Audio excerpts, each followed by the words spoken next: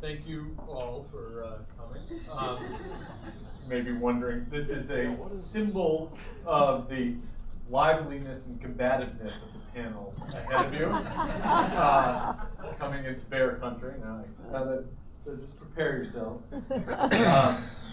I am from Wisconsin. I come by this. Where's the cheesehead? Honestly, the cheesehead is for the second half. Yeah. It's an hour and a half panel, so we've set up IV of crystal meth. If you need a little boost outside, feel free to do that. I am Jesse Eisinger. I am a senior reporter at ProPublica, which is a non-profit investigative news organization in New York, and I write a regular column for the Deal Book section of the New York Times.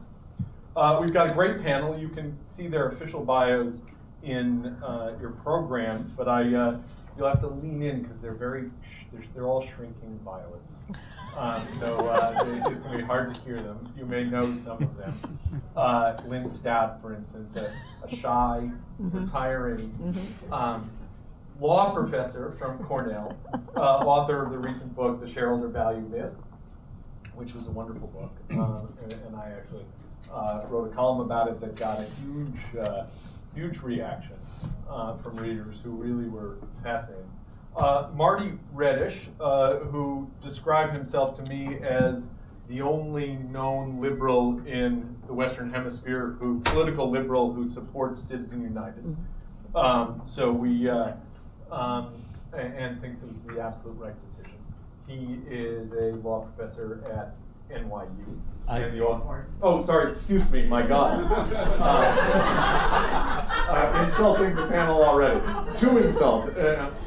Author of Money Talks, Speech, Economic Power, and the Values of Democracy. Nell Minow is a dean of the corporate governance movement, founder, owner of GMI Ratings, formerly, I emphasize, as the corporate library.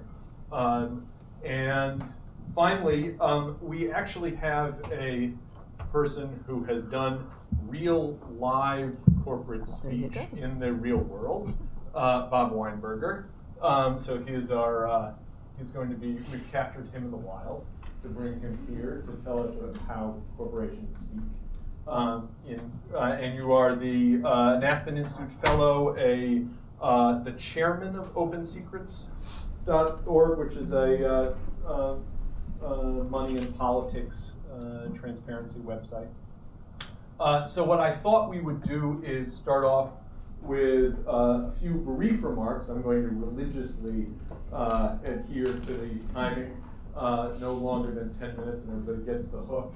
I'm getting my iPhone out now. But I thought I would give a couple of completely superficial, biased remarks about corporate speech. From my layman's viewpoint, journalists are known for having the strongest opinions and the least information.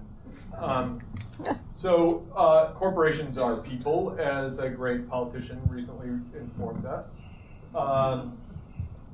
What does that mean? Do they have free speech rights? Is money speech? Does that mean that they can speak unlimitedly by spending as much as they can? This is what the panel is going to discuss today. I cover Wall Street and finance, so I will give a very short survey of what speech has given us, unfettered corporate free speech has given us in the financial sphere, which is that we had free-flowing corporate speech that pushed a great deregulatory movement in this country and really around the world that led to a disastrous financial crisis in 2008. And we bailed them out with trillions of dollars of taxpayer help, literally investing in the companies, allowing most of the financial executives to keep their perches, from which they have used that right of free speech to undermine the very regulations that we've tried to reimpose on them So we not only have bailed them out, gave them taxpayer dollars to funnel back into efforts to lobby against any reforms for preventing us from spending taxpayer dollars again. And as I say, that was a very biased account from my corner of the world. So with that, I leave it to Marty to talk, and then we'll take it from there. Thanks, Jesse. Let me use Jesse's comments as a jumping off point. I don't think I disagree with all that much that Jesse just said on a political level.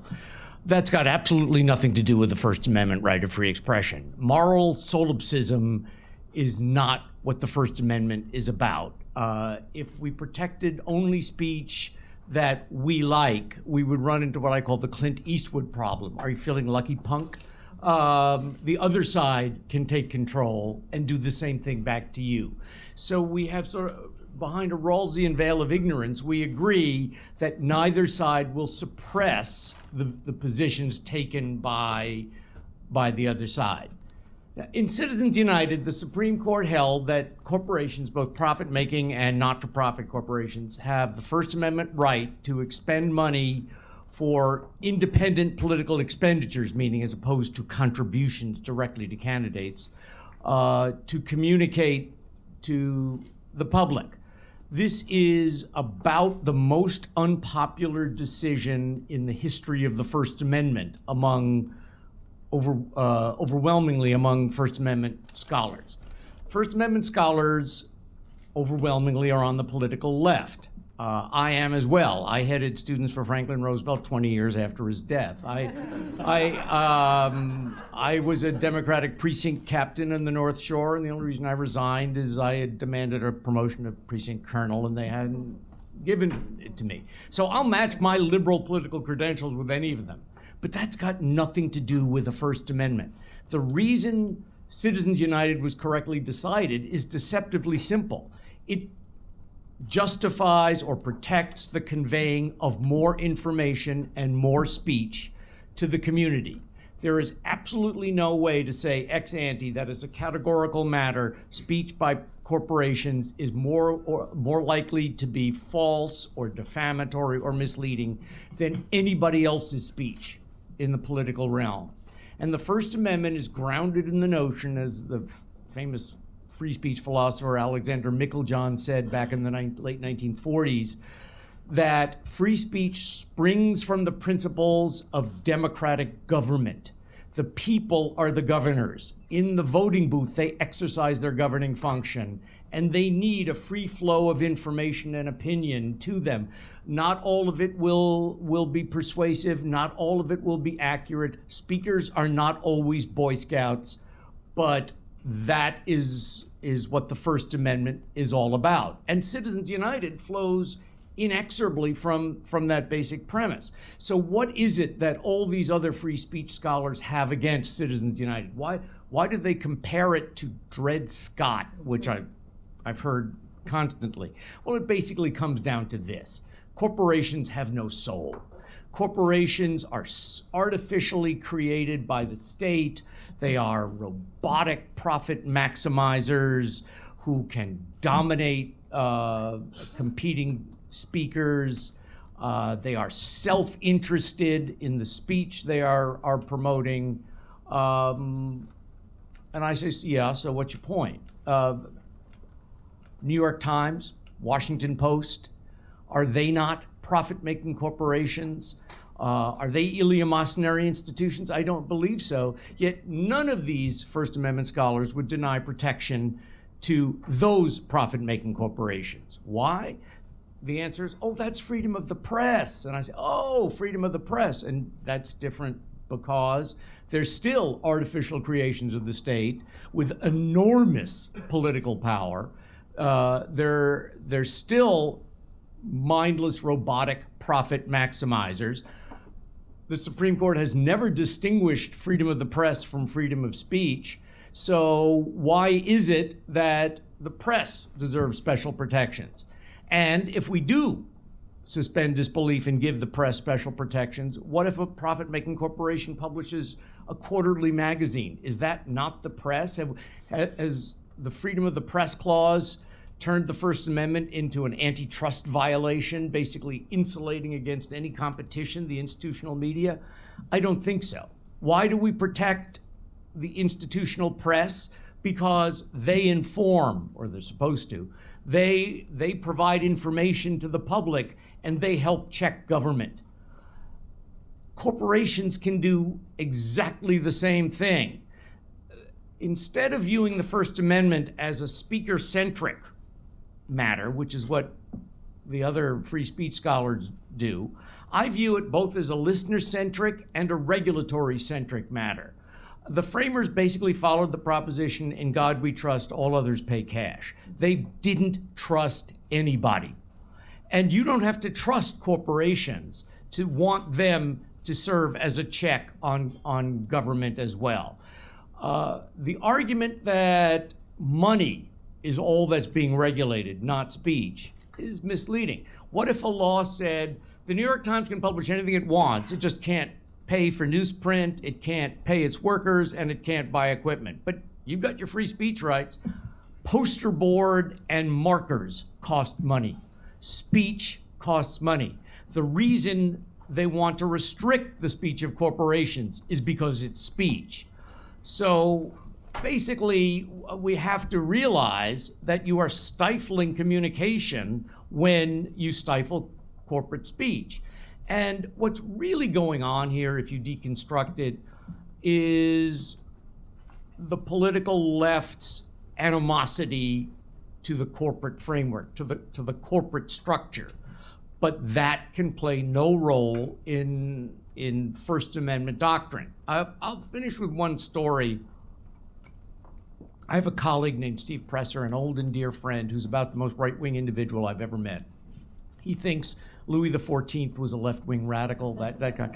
So when I published my book, Money Talks, My Defense of Corporate and Commercial Speech, I gave him a copy, and he sends me back an email. You'd think he'd say, thanks for the book, best of luck. It was one line. It was Redish, I always knew you were a closet Republican.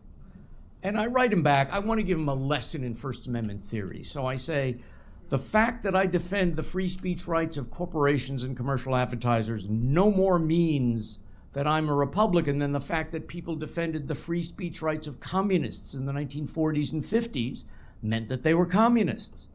And he writes back again one line. It said, weren't they? In many ways, in academic circles, the corporation is becoming the modern version of what the communists were during the McCarthy period. And that's not the way to run a First Amendment. Thank you. Well, very interesting. I have one correction, which is that the New York Times and the Washington Post are soulless robotic profit minimizers. I don't think they've been profitable. Yeah, much to Glenn and Steve's chagrin. Well, I don't think pity works to justify that distinction. So, Nell, do you want to respond? Because sure. Now we just the four corporations are victims of McCarthy. Well, you know, one of the things that my dad, who's here right now, and my mom, one of the things that my dad told me a long time ago is that the First Amendment is one of the most interesting parts of the law because that is where the far, far left and the far, far right come together. And I think that is correct. I really appreciated Marty's remarks, but they have nothing to do with the criticism that I have of the Citizens United decision. He's completely missed any of the concerns I have, which gives me a good opportunity to explain them to you. But first I have to say that I went to Northwestern for a couple of years as an undergrad, but for law school I went to that other Chicago law school down south. And therefore I am a very, very committed free market capitalist. I have started or co-started 4 different companies, one of which became a New York Stock Exchange company. I'm a job creator, all of that good stuff. But I also spent, before I did that, I spent 8 years in the government, much of it getting lobbied by executives. And I make a distinction, by the way, as you'll hear, between businesses, and corporations, and executives, because we're not talking about what corporations want to say. We're talking about what the small group of executives who control the Treasury want to say. So I was getting lobbied all the time by businesses. Did any of those people ever come into me and say, Nell, what I want you to do is change the rules to make the markets much more robust and free and increase competition? No, nobody ever came in and asked me for that. I kept waiting for it, but no one ever wanted that. Everyone that I saw wanted me either to impose barriers to entry, get a subsidy, externalize costs, or limit their liability. That is what corporate executives lobby for. Now, let's talk about Starbucks for a moment. Starbucks spent $60,000 to hire somebody who had just left a job on Capitol Hill to lobby for them to change the tax laws so that making a coffee, that producing a cup of coffee, was considered manufacturing. And so, yeah, that's manufacturing, and therefore they saved $88 million on their taxes for a $60,000 investment in a lobbyist. So I think we can all agree that's a very good return on investment for Starbucks. And you could say the Starbucks shareholders will be happy about that. I'm going to get back to that in a moment. Okay. The Supreme Court doesn't really say corporations are people. What the Supreme Court says is that corporations are made up of people, which is correct. And it's just that the wrong people get to decide what political, legislative, and regulatory ideas to support. I completely agree with you. There's no difference between a corporation getting involved in politics and the Koch brothers getting involved, or Adelson getting involved. I totally agree with you about that. Except the difference is that Adelson is spending his own money. And the problem we have is not in corporations funding speech. It's that the people, I'm a capitalist. Capitalism is named after the people who provide the capital. It's not named after the executives. So let me give you a couple of examples. Everybody, I think, is familiar with the case of Target, where Target supported a gubernatorial candidate whose economic policies were consistent with what they were looking for, which was great. What they overlooked was that he was also very anti-gay. And Target had spent a lot of money as branding itself as being a very gay-friendly company, both for its employees and its customers.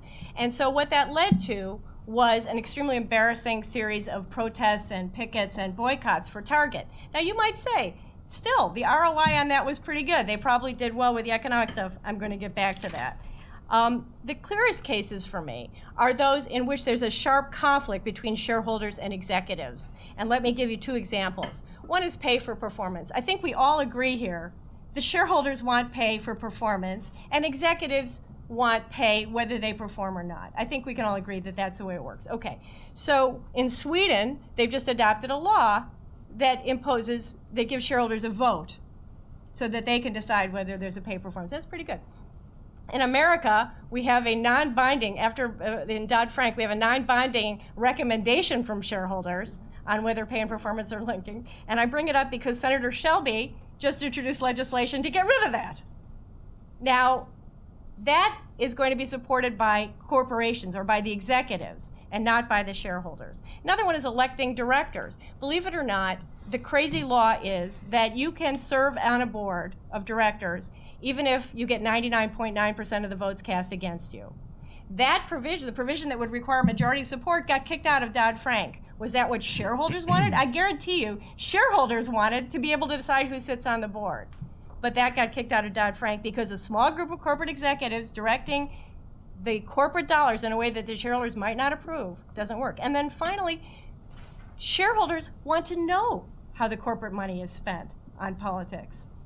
We can't find out. Why is that? Because who gets to decide what the disclosure laws are? The small group of executives. I have two examples, one which is, I hope we'll get a chance to bring up in discussion later, but I'll just tell you one quick one. I met with the CEO of a company who is super duper environmentally sensitive. He showed me all around their corporate headquarters with their LED platinum, blah, blah, blah. He was very excited about it. So I said, okay, well, you're a member of the Chamber of Commerce. Are you familiar with the fact that they're currently lobbying against everything that you're supporting here? And he said, yeah, well, that's the problem. And sometimes they don't even know where the money is being spent. So going back to the ROI question, in fact, there's a very good study out of Rice University showing that the corporations that spend the most money on politics and on campaigning and on lobbying provide the worst returns to shareholders. And I we'll give you some thoughts on why I think that is if we have time in the discussion.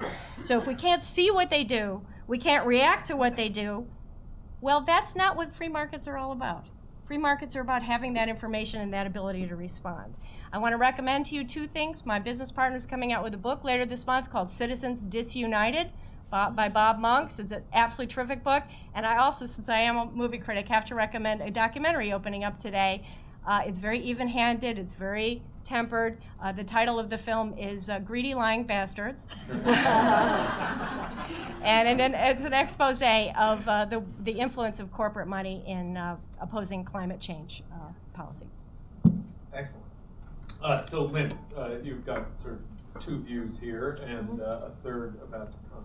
Do you want to respond or introduce your thoughts?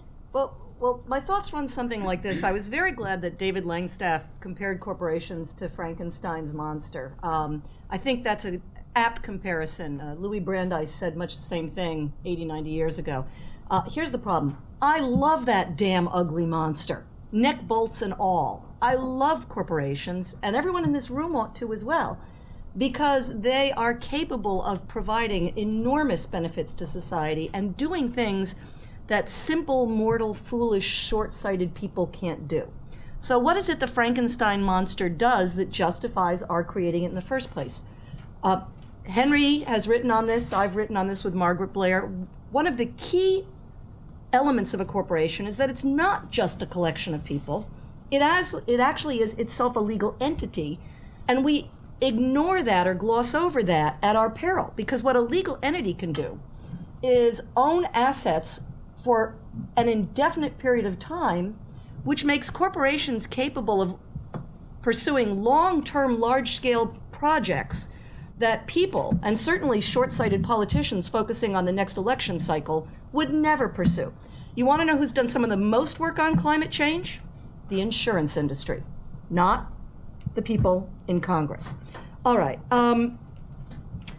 Which means if we're going to allow that Frankenstein's monster to do what we want it to do, which is to pursue long-term, large-scale projects that ultimately produce drugs, technologies, brand names, strategies that benefit all of us living, breathing human beings, it's going to need to be protected from us, and it's going to need some rights. So I'm actually going to make the case for why Citizens United was correct, even though my writings were cited by Stevens in his dissent, but I actually... So were mine, Yeah, actually. all right, there you go.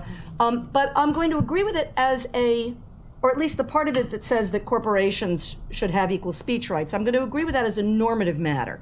In other words, I'm going to make the case for why corporations should be allowed to use money for speech.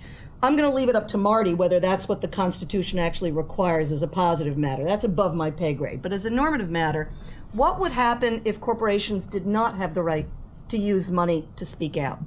They would be hanging a big red target around their necks saying, politicians come after us. We live in a society that's roughly capitalist, and so it's easy to forget that in other nations around the world, industries are routinely nationalized by populist political movements. And corporations, because they control so many assets, are particularly likely to be victims, as Russ Feingold told you yesterday, of attempts at extortion. It's like, this is why Willie Horton robbed banks, that's where the money is. If corporations could not protect themselves through speech, you can anticipate that that is exactly who would be targeted, and we would kill off our own Frankenstein's monsters, our beloved Frankenstein's monsters. So one example I like to use is the Nature Conservancy is a corporation. And if it didn't have speech rights, an individual like Carl Icahn, who does have speech rights, could use a lot of his money to fund a political campaign and an advertising campaign to convince the world that fracking on Nature Conservancy lands is a good thing. Now that's a nonprofit corporation, but I can make the same argument for for-profit corporations. I'm going to use a slightly less appealing example, the minimum wage. I think it's great that we're talking about raising the minimum wage. Personally, I think it should be raised, but I'm very glad that corporations and businesses have the right to weigh in on this debate, and that political discussions about whether or not the minimum wage should be raised are not restricted only to rich individuals.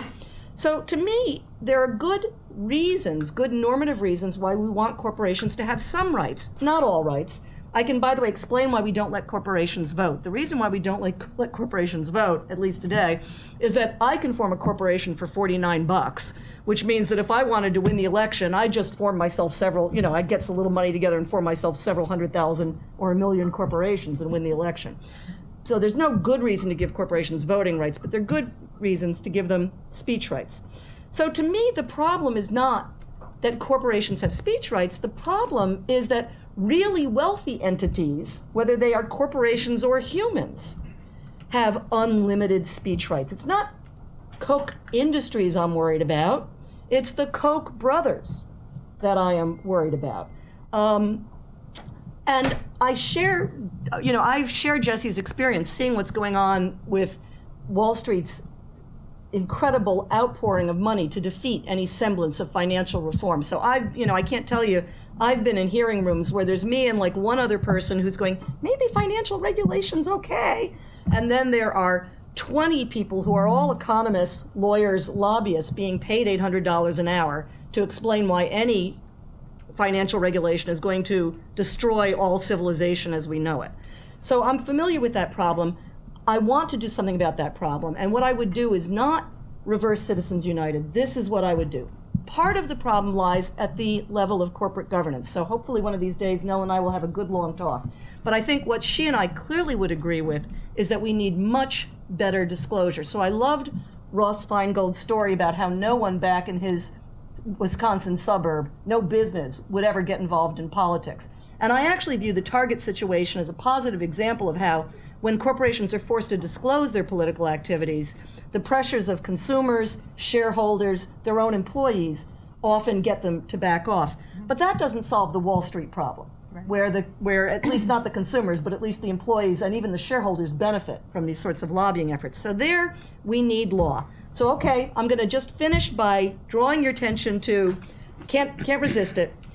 There's actually something everyone in this room can do that is positive to help solve this problem. It doesn't require us to amend the Constitution or strip corporations of speech rights. Just go on a search engine and type in the American Anti-Corruption Act. So Russ Feingold mentioned Stephen Colbert yesterday. The American Anti-Corruption Act was drafted by Trevor Potter, also known as Stephen Colbert's personal political action campaign lawyer. And it is a brilliant mix of things that we can do today to solve this problem, including things that don't involve any constitutional change. Prohibit congresspeople from engaging in fundraising activities during congressional working hours. There's a start. Extend the revolving door prohibition so that if you are an elected representative or their staffer, you cannot accept employment as a paid lobbyist until 5 years after you have left the Congress. We can have much better disclosure, including much better disclosure for 501Cs, which now don't apparently have to disclose their donors at all. We can straighten the federal election campaign's independence. We can toughen up our rules on how we define coordination between super PACs.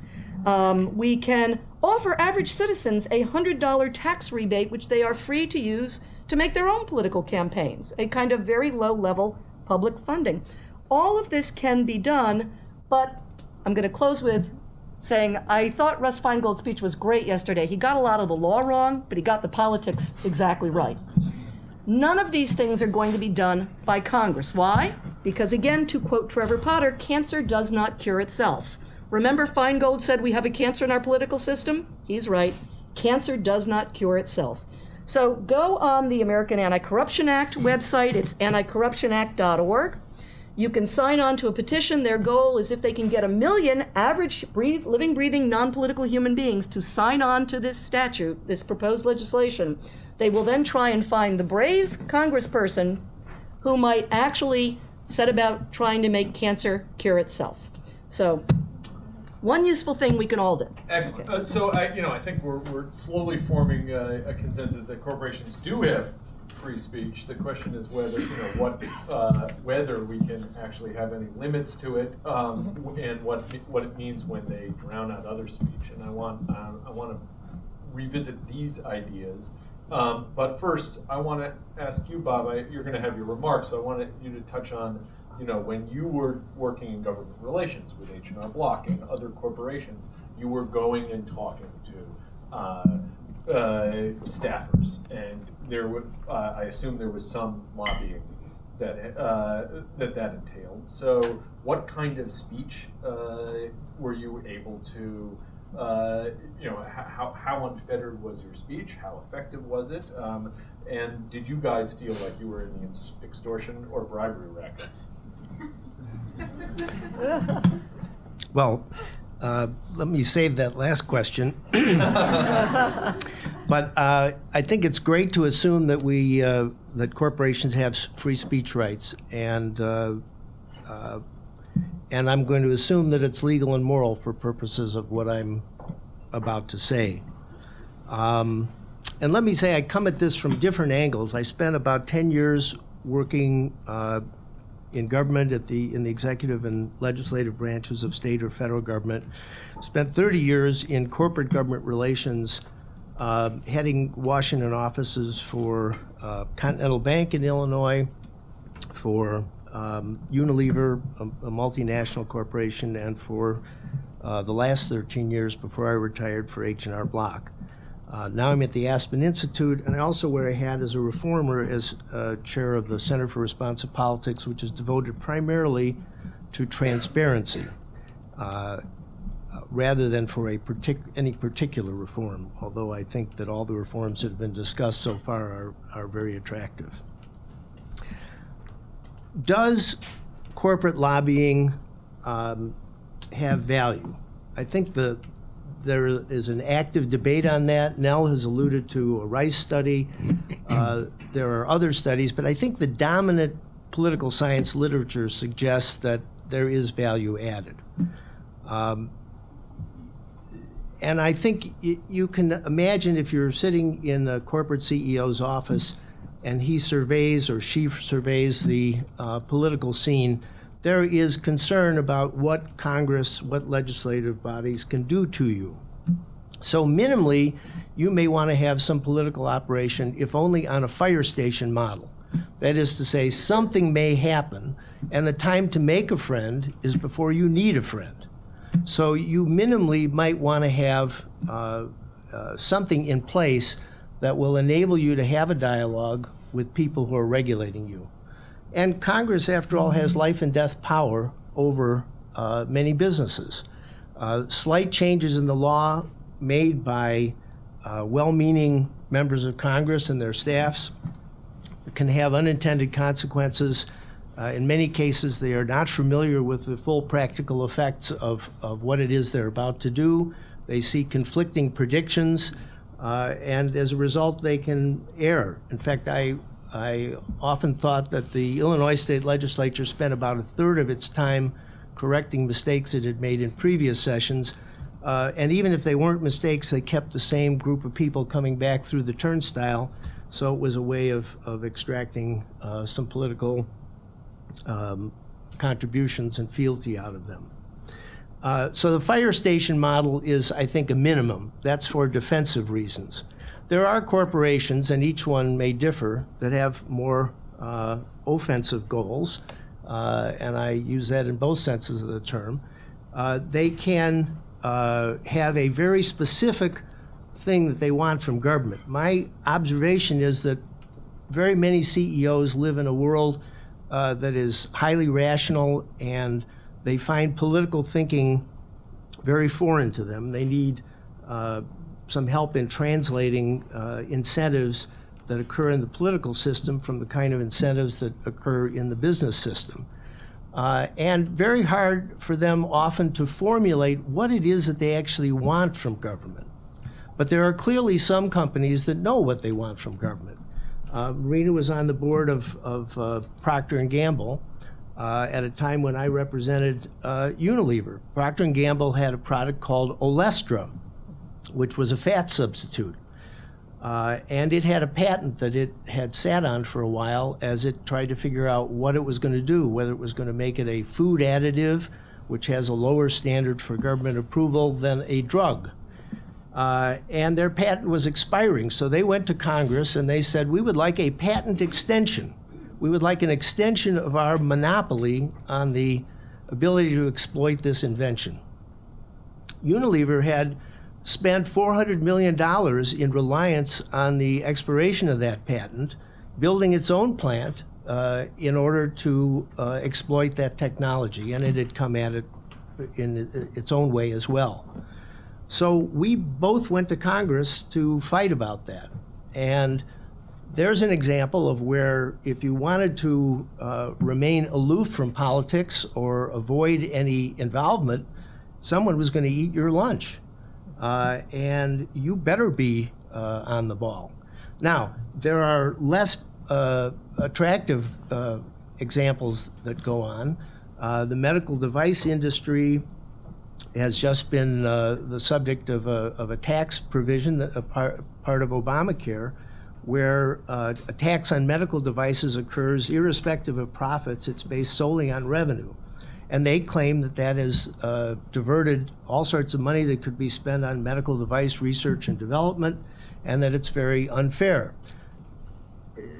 Query as to whether they have an obligation to their shareholders to participate in that discussion in Congress so that they can make their point of view known, that they can make their expertise available to members of Congress, all on an above-board and appropriate way.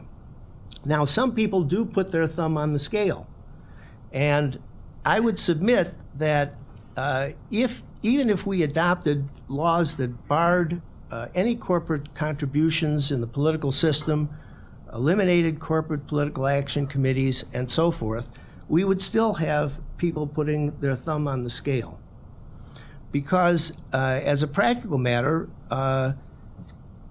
fewer than a quarter or a half of 1% of people make more than a $200 contribution to a federal candidate.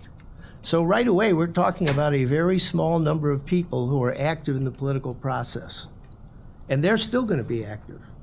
And even if you eliminate various channels of money flowing into the system, we are still going to have some people who are passionate for reasons of ideology or self-interest about an outcome. And they are going to work hard to make their voices heard. They may have different tools to amplify their voices, but their voices are going to be heard above the crowd.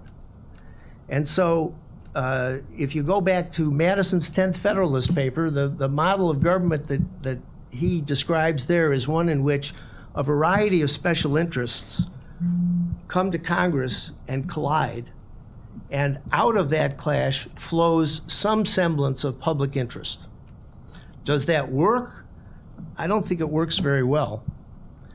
But that's the model. And even if we eliminated various tools, we would still have a group or groups of people who were sufficiently passionate that they would want to influence the system in a way disproportionate to however we might define merit. That's a big problem, and I'm not sure quite how we're going to solve it. And let me just conclude, because I thought, well, you know, we're at Northwestern. Let's take a look at Northwestern University. In 2012, the employees of Northwestern University gave $441,000 to various candidates. Not the university, but their employees. And by the way, the ratio of support for Obama to Mitt Romney was 9-to-1 in favor of Obama. And they gave $120,000 to party committees and political action committees. So Northwestern was responsible for $561,000 in contributions. Northwestern has a lobbying shop, and it employs 5 people on its staff. It has a person in Washington, and surprise, surprise, it employs as an outside lobbyist John Edward Porter, who I ran against for Congress in 1980. Now, Mr. Porter is now retired from Congress and practicing law, but his law firm took in $320,000 from Northwestern to make sure that they were well represented in Washington, I'm sure for nothing at all improper. What was the issue? What was Northwestern concerned about? Well, they were concerned about the Student Visa Security Improvement Act. They were concerned about campus fire safety education, student loans, grants and research, patent reform, and there is some evidence that university spending has yielded results in earmarks and elsewhere. So, for example, for each dollar spent one study showed that the yield from the House Appropriations Committee was $36, and the yield from the Senate Appropriations Committee, especially if you had a person who represented you who was on the committee, was $25 per dollar spent.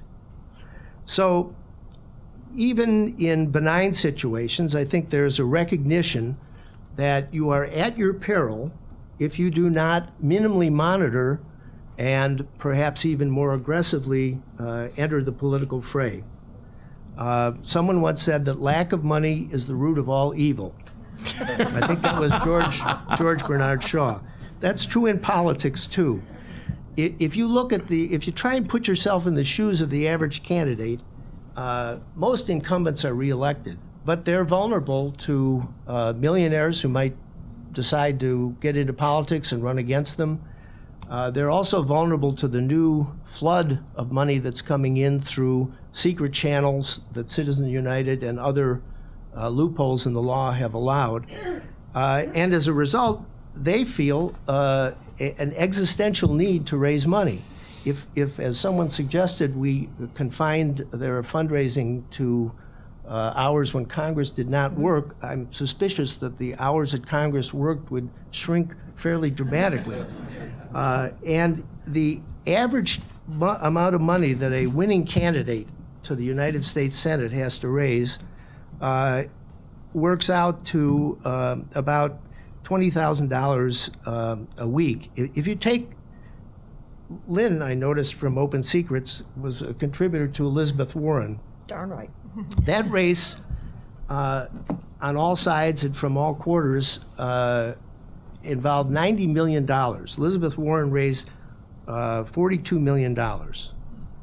Now, she wasn't running for 6 years, as most senators are, but if you try and average that over 6 years, she has to raise $20,000 a day.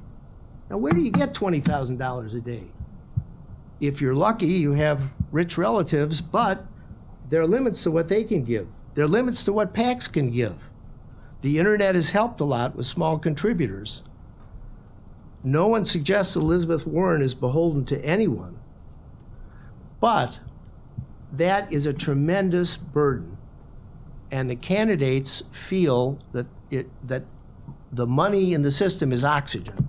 They have to pick up the phone and call Newton Minow and his family. And by the way, Open Secrets tells me that his wife and daughters have been more generous recently than he has been. So the calls perhaps ought to go to them. To Liz? Yeah, you bet. I gave money to Elizabeth. And that's the only way they can get elected. Paul Simon, who was a senator from Illinois and someone who some of us knew and respected greatly, used to say, when I come home at night at 9 o'clock after a long day on the campaign trail or out speaking to a Rotary Club or a church group, and I have 6 phone messages, and I know 2 of those people as friends or contributors, and 4 I've not heard of, which phone messages, I'm not going to return all 6. Which ones do you think I'm going to return?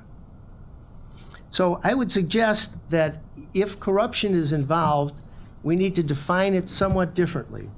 Human nature is a part of this.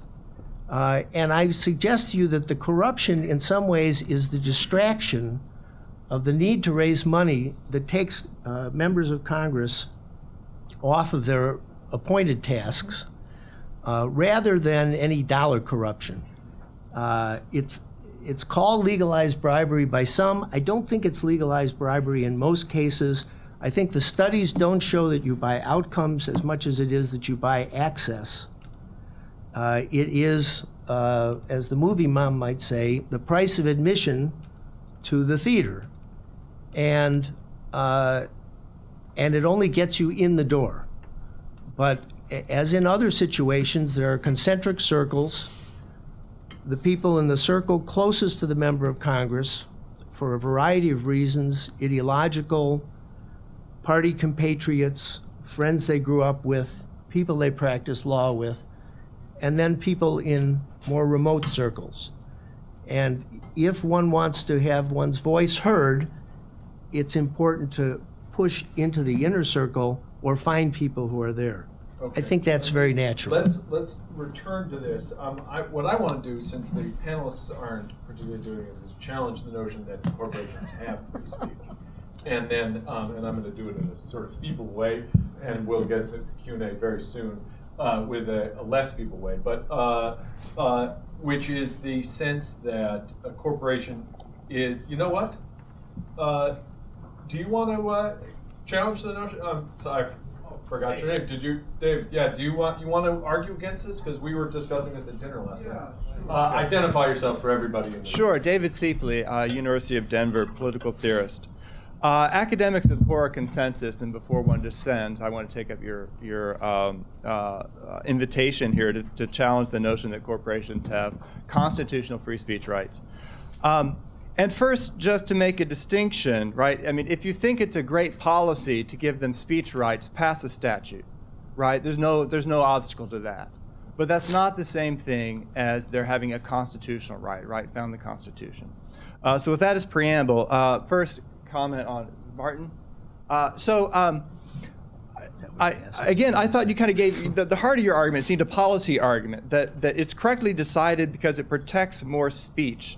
The policy being, I guess, that more speech is always better. If you think more speech is always better, you've never been in my classroom. But ad hominem arguments aside, you know, again, I would like a legal argument for that they're the kinds of entities to which the Bill of Rights applies. I'm going to go on because I want to touch on most of the panels just briefly to just kind of get this out there. But again, you'll pass a statute if you think that more is better. That doesn't mean it's found in the Constitution. Lynn Stout, I agree with you on. David, oh, sure.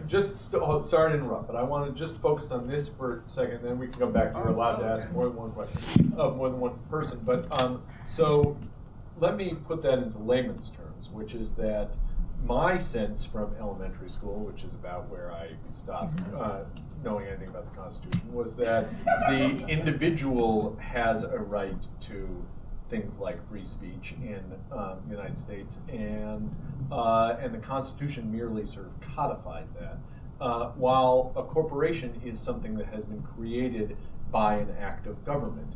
Why? And so the free speech, to the extent that it exists at all, is also an act of government. It doesn't precede government the way an individual's right to free speech would precede our form of government.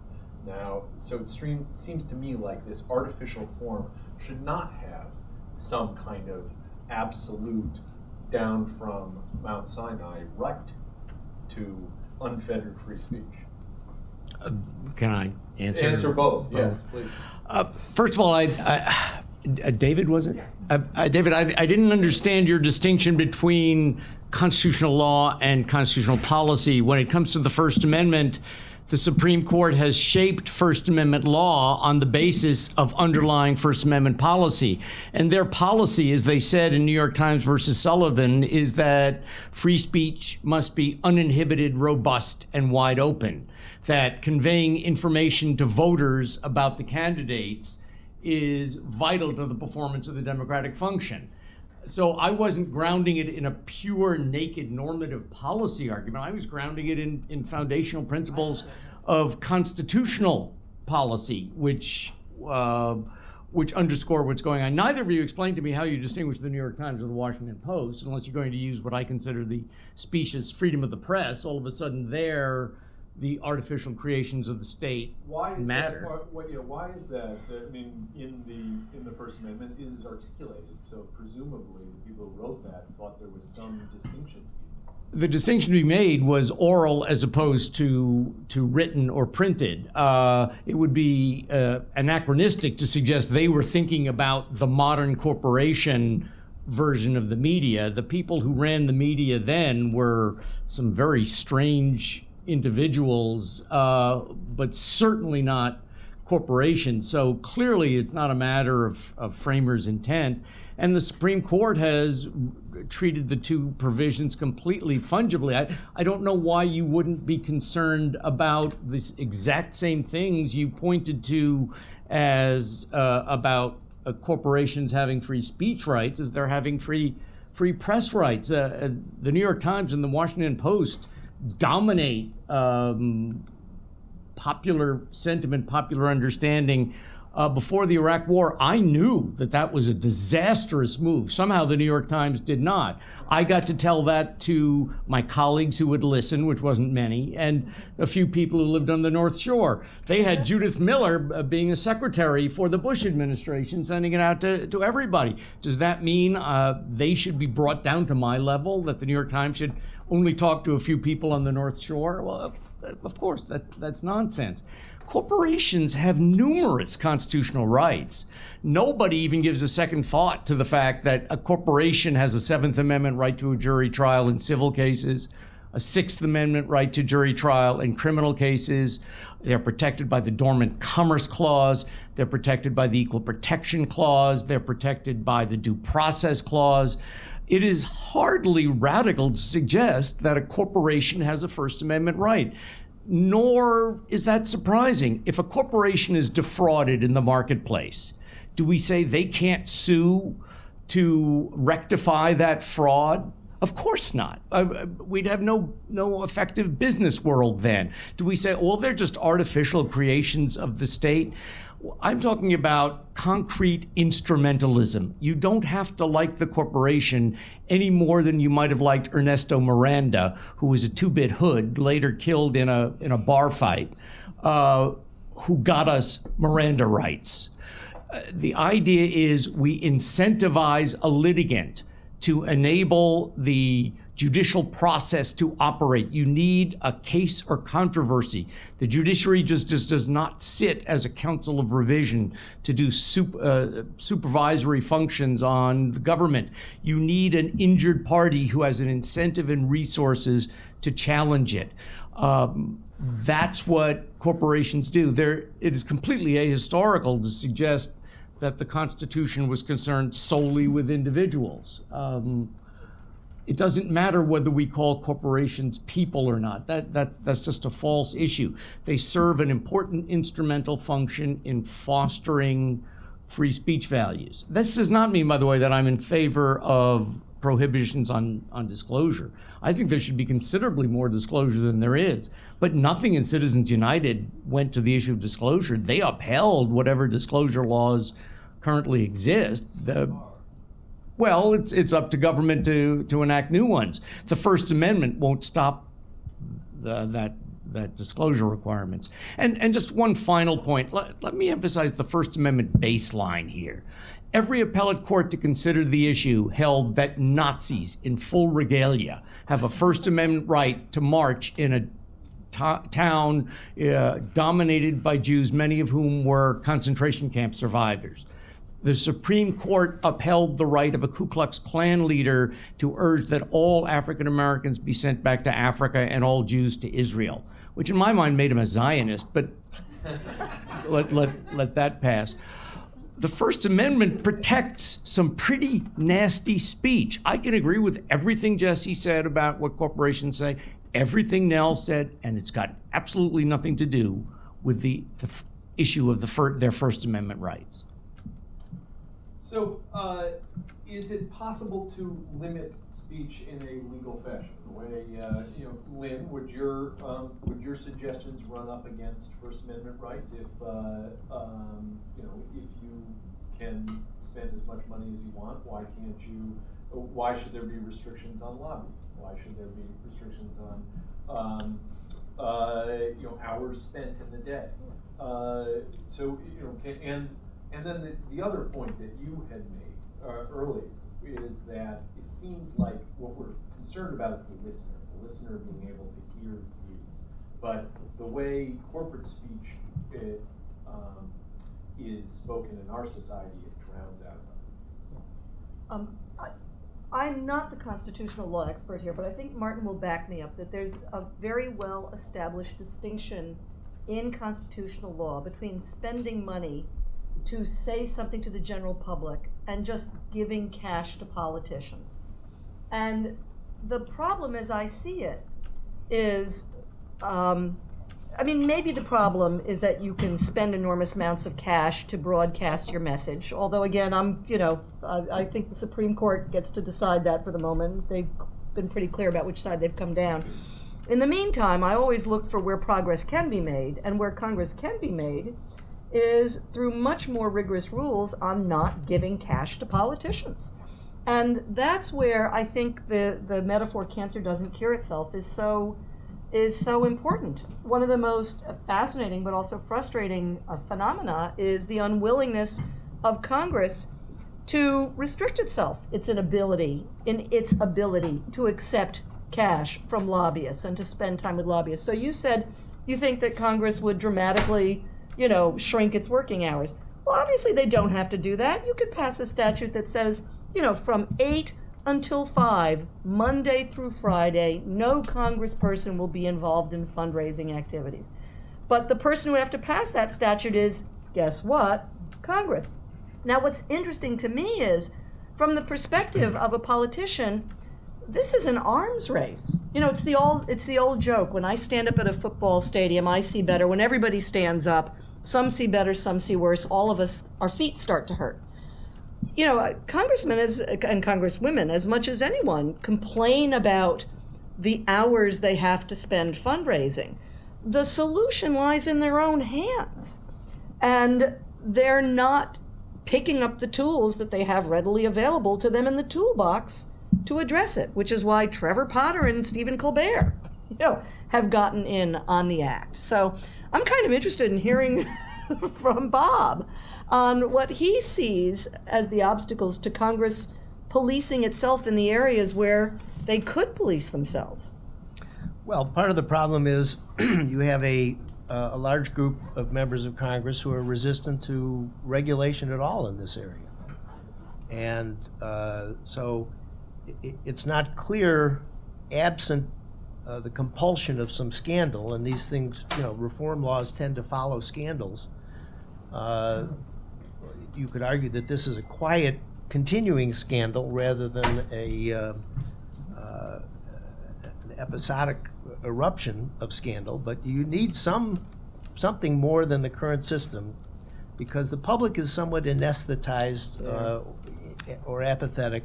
Mm-hmm. This is always the case with the public interest. It's atomized, whereas special interests are focused and concentrated.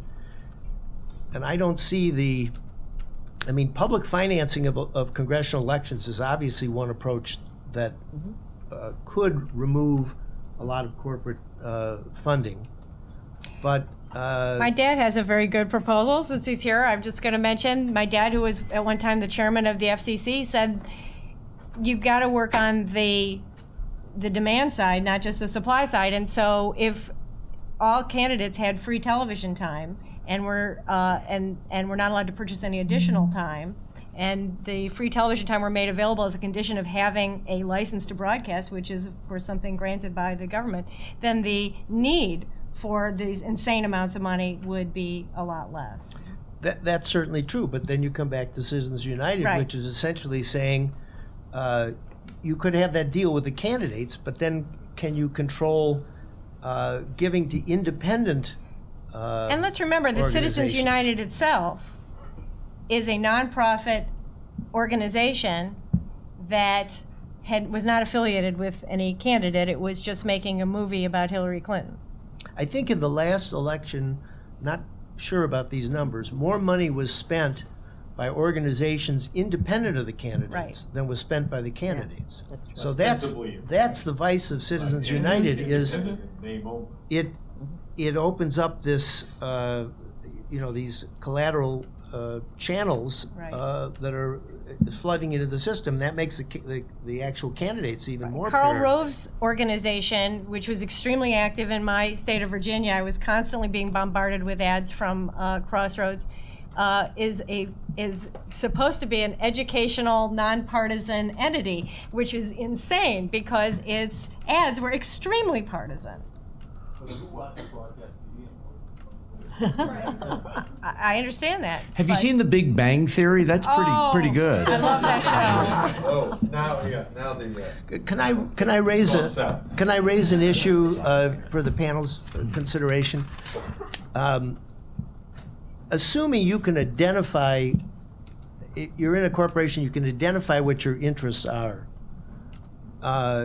and assuming that that somehow correlates to shareholder interests, you also have a situation where the manager of the corporation, the CEO, the graduate of Northwestern Business School,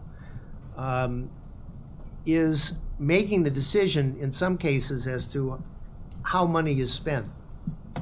And the PAC is raising money and spending money. You see a disproportionate amount of money going to Republicans, even when Democrats control both houses of Congress. That may or may not be rational. You could probably justify it. But I suggest to you that the whim, the ideological commitment, the desire to attend dinners and play in the testify before Congress, hang out with congressmen, that kind of stuff, which may not have any relationship to what the corporation's interest is very often a more dominant explanation for what a corporation is doing than is somehow its platonic interest. I knew that Obama was going to win last August when the tide of money from Wall Street switched from Romney to Obama, because one thing the Wall Street guys know how to do is that they know how to hedge their options. And it was clear to me that while they would have preferred to have Romney, they wanted to maintain good relationships with Obama if he won. I think this is another area, in addition to appropriate anti-corruption legislation, where there's room for improvement. But here I will disagree with Nell, or at least where I think Nell would be. I agree with you that it's a real problem when corporate expenditures are dictated by executives, because often that means they will be dictated by the interests of the executives. But it also alarms me that we might say instead that corporate disclosures should necessarily be approved by or under the control of the shareholders. Because I think sometimes also the shareholders have interests that are not the same as the interests of the corporation. I can assure you that David Einhorn would love to see Apple spending money on all sorts of things that I'm not sure are necessarily, lobbying for all sorts of changes to Apple's rules that I'm not sure that are necessarily in the interests of the Apple corporate entity, which is why at the end of the day, I tend to rather conservatively come down to the view that the best solution is much better disclosure so that shareholders and customers and suppliers and the community, all of whom are in a sense stakeholders in the corporate entity, have information. And I think if you did that, I would be much more supportive of that as a strategy for making sure that corporate governance doesn't produce bad political results. Oh, I totally agree with that. Yeah. But at the end of the day, you have to let the shareholders throw out the directors if they don't agree. You have to have some consequence for it. Disclosure in and of itself is not enough. You have to be able to respond to it. And as for Einhorn, Apple should pay out a special dividend. I think we'll only debate the size of the dividend, but I'm not sure you're wrong on that one. I disagree to some extent. Yeah. Justice Brandeis said sunlight is the best disinfectant, and this is an area in which I think we are too facile in saying more disclosure. I mean, more disclosure is good, but it's not enough. I can look up campaign contributions. I can find out. To who, you did who Nell has contributed to, but I can draw conclusions from that, but it's not enough. We have, even if we get additional disclosure, we still have a situation in which there's an arms race. Money is pouring into the system. Decisions are getting made based upon something other than what you and I might consider to be the merits. And there's a reason that Warren Buffett is paying taxes at a lower rate than his secretary. Mm-hmm. All right, well, I want to open it up for questions here, because I think that we've got a lot. Go ahead. I know the clear and present danger standard is no longer law, but something akin to it. I mean, the gravity of the crisis is such that I think it seems like other considerations on radical free speech rights come in. I mean, if these are normal circumstances, fine. But the legislative, the ability of legislatures, particularly at the state level, but we see it at the federal level too, is completely undermined. We're unable to govern ourselves. We're unable to pass simple responses to financial crisis that are obvious. And so I would argue that there's, using an outdated standard, there's a clear and present danger to the republic by allowing all this money to flow, such that you can carve out an exception on the First Amendment. Clearly, I mean, all rights are subject to limitations. That way. The clear and present danger test, which is now the clear and imminent danger test. I was thinking an analogy, right? Yeah, but that is for advocacy of criminal behavior. You cannot describe a particular political result as so unpleasant, so harmful, so offensive that you can shut them off. By that standard, I would have shut off Fox News years ago. The point is, I just disagree. It's not about the content of the speech. It's about the fact that that they're speaking. No, that the legislative chamber is unable to operate. The Republic. I mean, I think there's a grave danger here. Go talk to Madison and Hamilton about that. I mean, I don't see what that's got to do with corporations. Well, the corporate speech in the form of money for candidates has rendered the Congress people unable to do their jobs. You can't establish that connection, but even if you could, that's He just did. Sorry, that's it. That's not what we mean by clear and present danger. It only works for advocating violations, but the analogy breaks down because there's a special exception for advocacy of literally criminal conduct. Otherwise, it just degenerates into viewpoint regulation. You can't do something like that. So Marty, when we took over, the government took over Fannie Mae and Freddie Mac, but they put them into conservatorship. They did not put them into bankruptcy. As part of this, there are a couple of key things. One is that they kept their corporate forms with some fantasy that we're going to put them back into the public domain again. But the second thing is that we stripped them of their lobbying rights. Isn't this unconstitutional? Well, you're getting out of my area. The only thing I know about Fannie Mae is I like the chocolate cherries. I'd have to know here about to what extent are these now government-run entities. Government can place limits on government-run entities in terms of their speech rights. If they are not government entities, the president can tell the Secretary of State to shut his mouth without violating his First Amendment rights. They can tell other corporate entities within separation of powers limits to stop talking. If they are not formally governmental entities in that way, I'd love to take the case.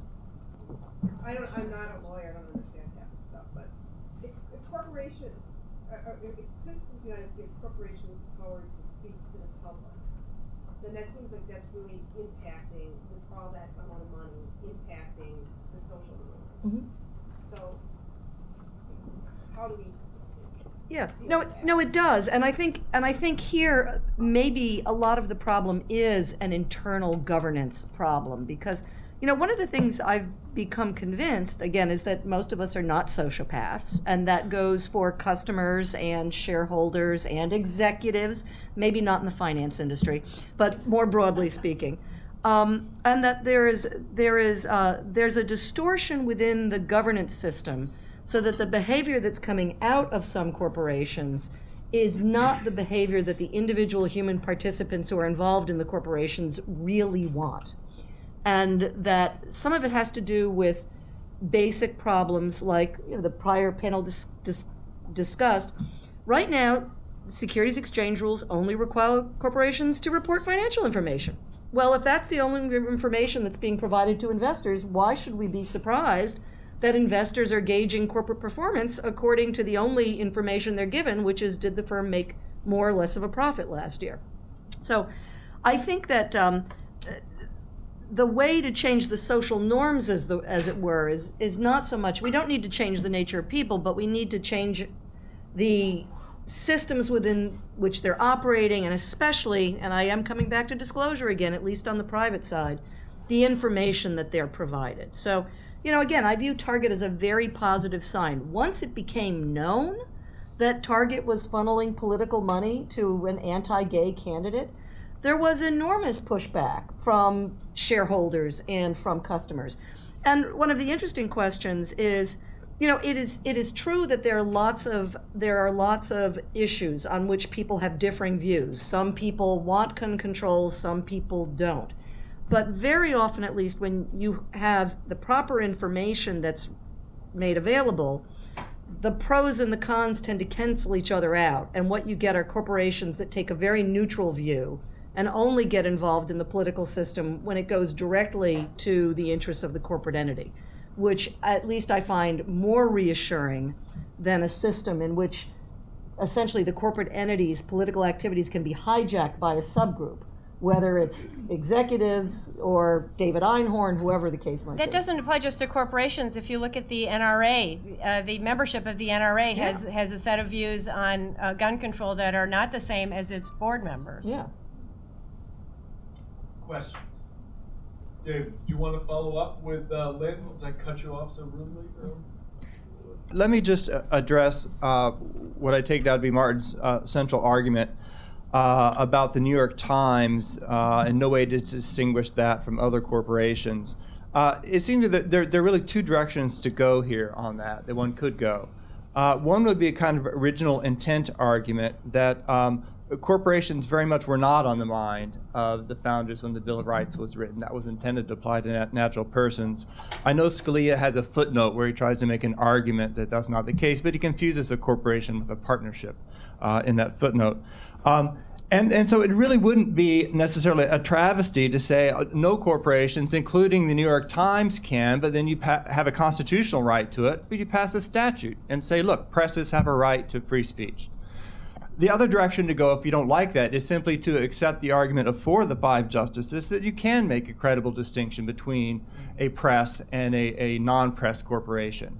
The New York Times provides information, general news to the public, whereas the PR department of ExxonMobil provides information about itself in its own self-interest.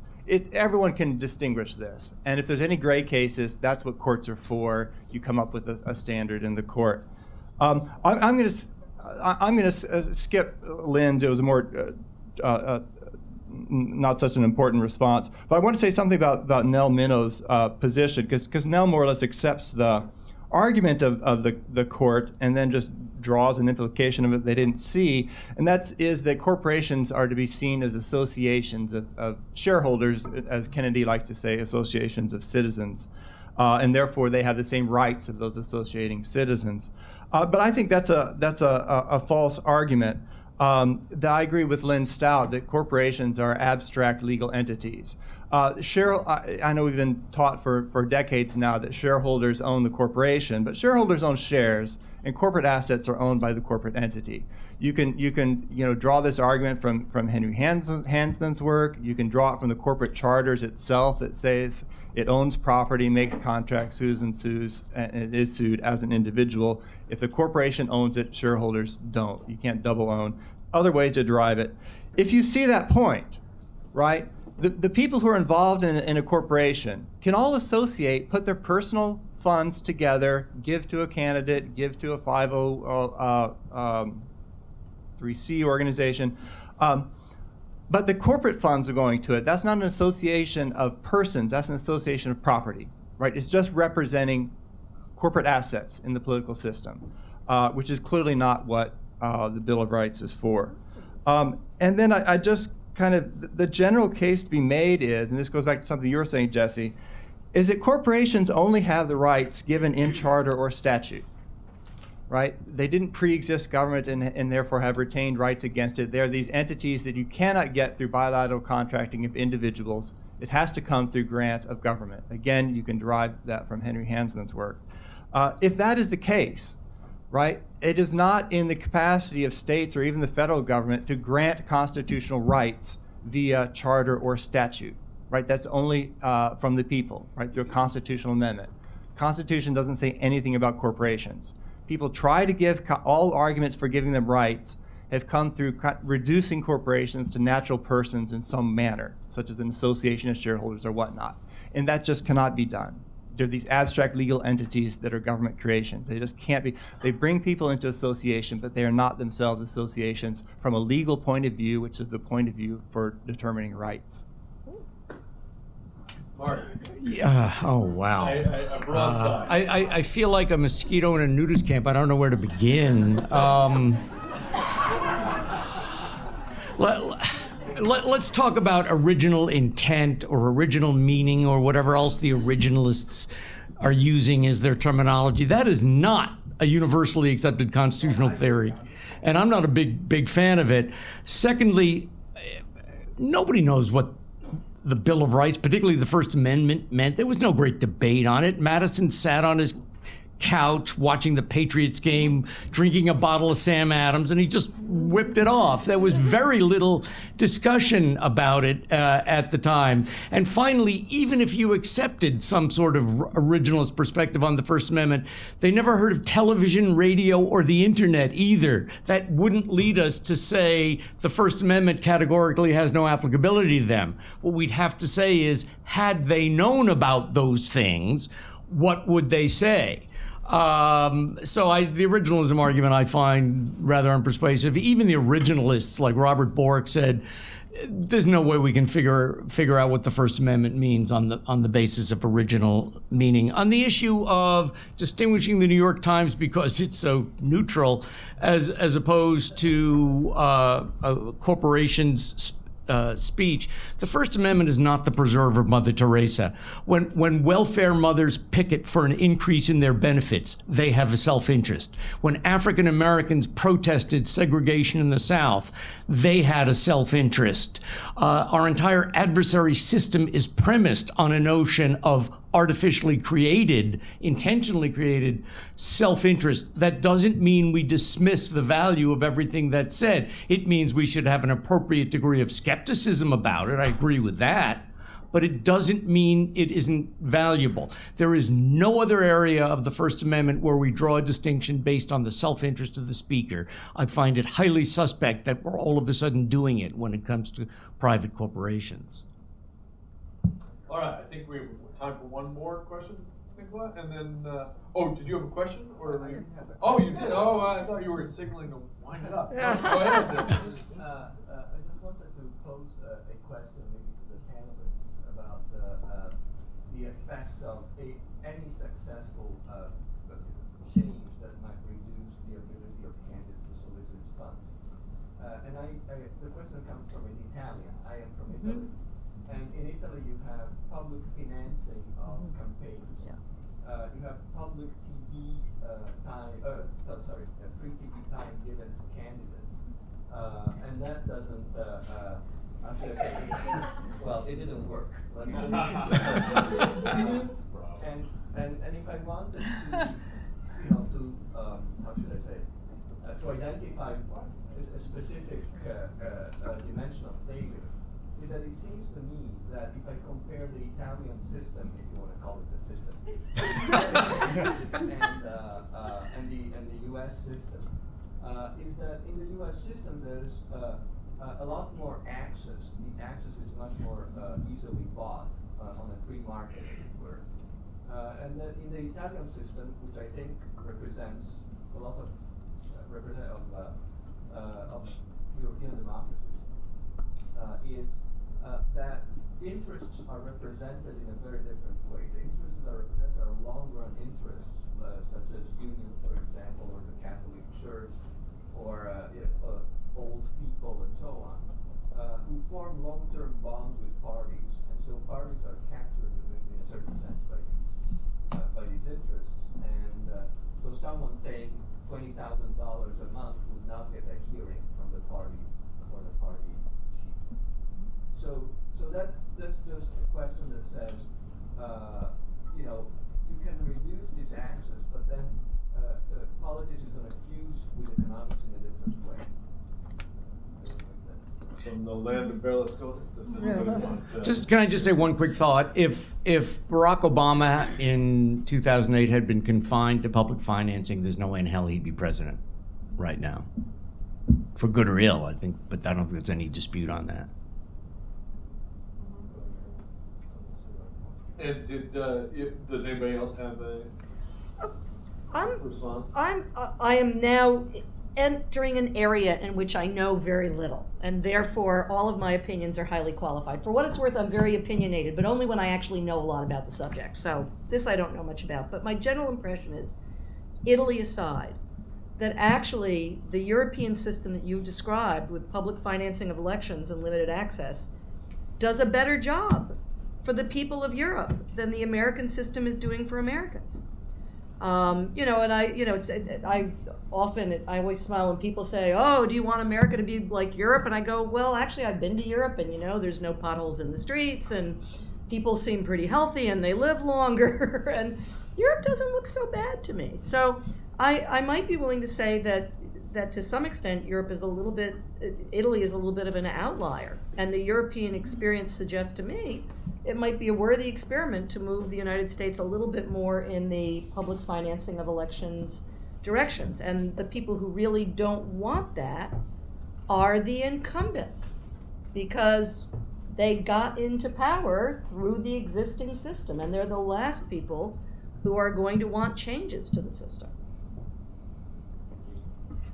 So now I think we have time for one more question. Go ahead, sir.